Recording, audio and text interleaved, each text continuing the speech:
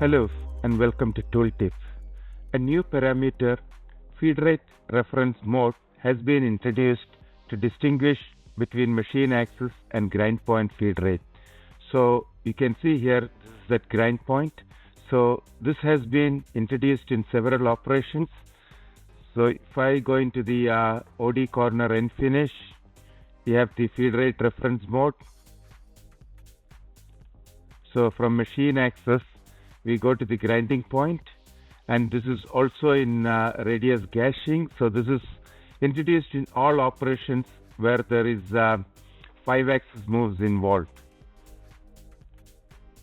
So as you can see, there's a reduction in cycle time because the software now tracks where the grinding point meets the workpiece and maintains a constant feed rate by dynamically adjusting the velocities of each machine axis.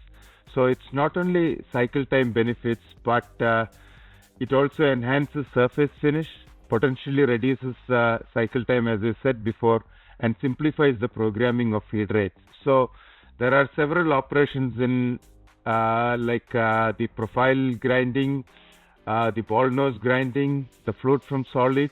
So all these operations have the new feed rate reference mode introduced as part of 35.2.